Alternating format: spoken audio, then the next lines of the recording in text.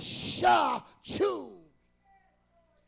And some people struggle because they'd rather for you to tell them than make them make a choice and challenge them to make the right choice. And that's why my mother wouldn't let me decide about church, because she knew I wouldn't make the right choice. Yeah. She understood I didn't have enough sense to make the right choice. That if I had to choose, I would have stayed and watched NFL and NBA and watched MLB. If I had had the choice, but I want you to be a little wiser. See, when God is giving you an opportunity to have an experience of a lifetime, he tells him, oh man, stay in Gilgal. Listen, but Elisha will have no part in it.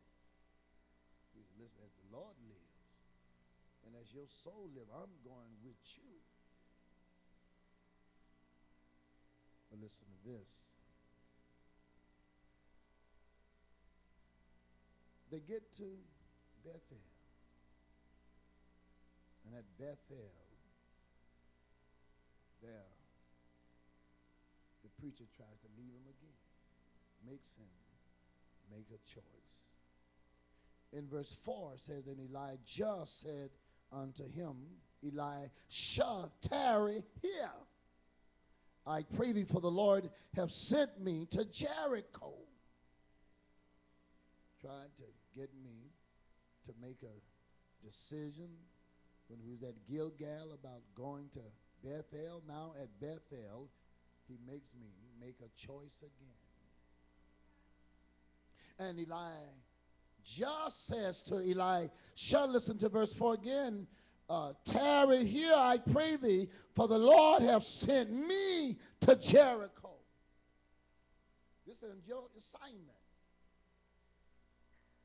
God is, listen, sending me. And if you're tired from traveling from Gilgal to Bethel, I'll understand. Nobody be bothered with you, brother. Listen to this. Because I am trying to say to you, in some subtle way, God has been saying to us, you can stay if you like. You don't have to travel with me. Listen, and nobody will be mad at you for staying where you are. But listen to this. Elijah in verse 4 of 2 Kings 2 says, listen, as the Lord liveth, and as thy soul liveth, I will not leave thee. So they came to Jericho. So he's tried to get him to stay at Gilgal, made him make a choice about Gilgal, made him make a choice at Bethel. And now at Jericho. Listen, you don't have to go. Stay here. God is sending me to Jericho. Listen, I know that it ain't real juicy right now, but stick with me for a moment. It'll make sense, I promise you.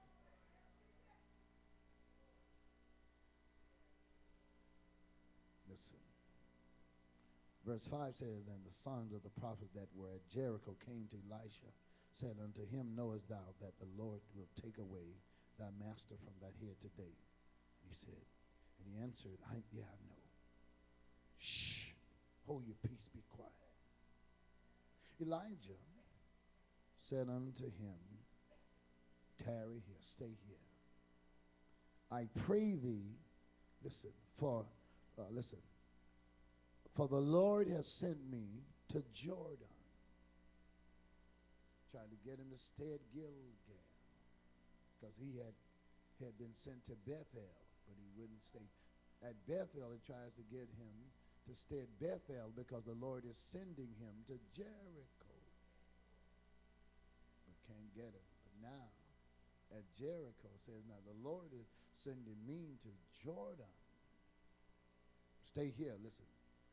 You've been with me to Gilgal. You've gone with me to Bethel. God bless you. Even you were kind enough to go to Jericho. For sure, if you stay here, we all understand. I want you to hear this now, because I am going to throw at you in a minute. You're looking because I want you to see it. Because you may want to duck if you didn't want to get hit. Verse 6 again, Elijah said unto him, tarry, I pray thee here, for the Lord hath sent me to Jordan. And he said, as the Lord liveth and as thy soul liveth, I will not leave thee. And they two went on. And 50 men of the sons of the prophets went and stood to view afar off. And they two stood by Jordan. Verse 8 says, and Elijah took his mantle, wrapped it together, and smote the waters, and they were divided hither and thither, so that they two went on dry ground. And it came to pass, when they were gone over, that Elijah said unto Elisha, ask what I shall do for thee. Most of us never get the chance to listen, to hear the right question, because in life we stop too soon. He doesn't ask him, brother. He doesn't ask him, sister. He doesn't ask him at Gilgal. Tell me what you want me to do for you. He doesn't ask him at Bethel. Doesn't ask at Jericho. But when he has gone through all of those places, watched him with his mantle, with his robe, wrap it up and strike Jordan's river, and the water moves, and they both cross without getting their feet wet. Ask him, what do you tell me what you want me to do for you? Some people never get to hear the question, so they never get to give the answer, because they stop too soon. You still looking? Because I don't want you to say I bust you in your head and you mad because you should have been looking now. And that's what happens with us. No stamina. No stamina. No stamina to keep going. No stamina to press our way past our own pleasure.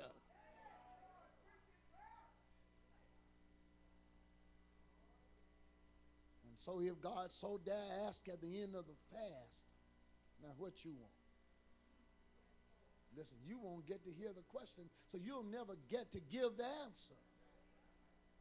Because some of us stayed at Gilgal,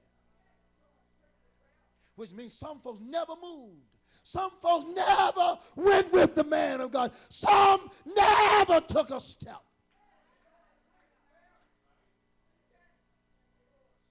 Dog, I should have just stayed at morning worship. I enjoyed that. Sometimes preaching is a little personal. And it ushers in the responsibility of the house. Listen, and you have to find, where is God leading your church? And where is God leading? Listen, I don't like when children talk. When I'm talking, that's offensive. And I ain't going to say nothing but once. I ain't going to say it twice. And what am I saying to you? And God, listen, is trying to take us somewhere. But he lets us make a choice. God lets us make the choice. Listen, you can stay at Gilgal, but question is raised at Gilgal. What do you want God to do for you? You can decide, well, I went to Bethel, but the question is raised at Bethel. Or we can decide, well, at least I went at least 2 or 3 times in the fast. Yeah, I did as a call a few times in the prayer conference. Good God, how long is it going to last?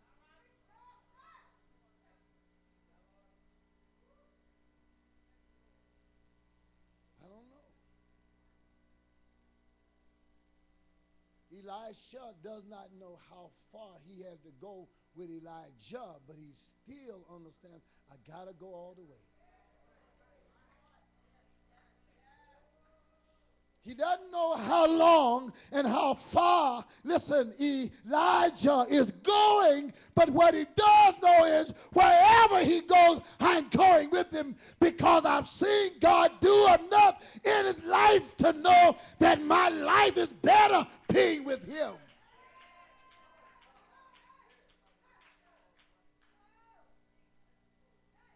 Little man, listen, follow leadership. Don't just join a church. Don't just get baptized. But listen, God's heart by discovering the man of God's heart, because God gives us pastors according to his heart. So what if God's heart is really about praying right now? And you're at Gilgal. What if God's heart for Olive right now is about fasting, but you're still stuck at Gilgal?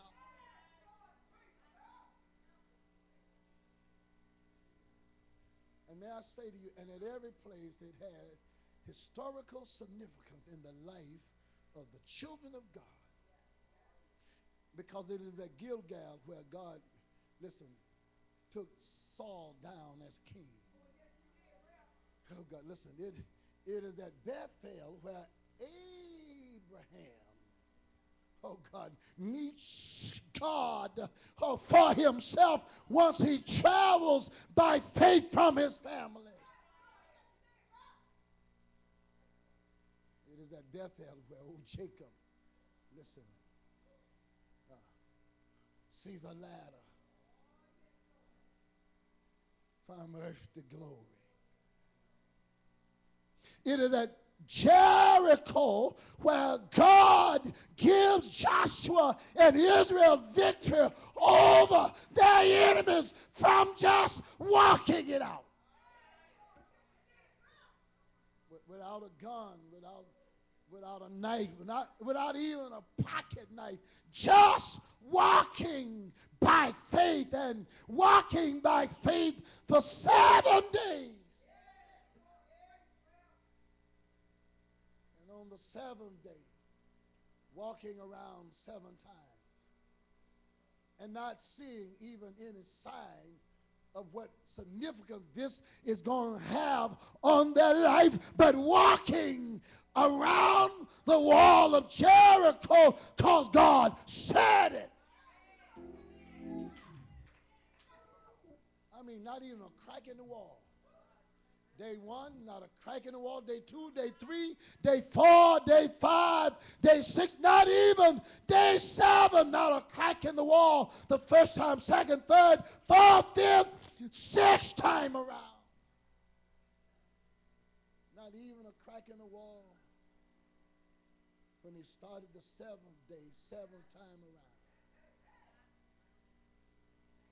Because God won't let you see what he's doing. And sometimes we won't see what God is doing or see the benefit of obeying him until we're finished.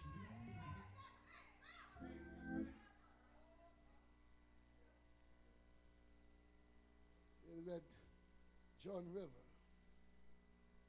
where they have their next big water issue when Moses had led them out of Egypt, crossing the Red Sea.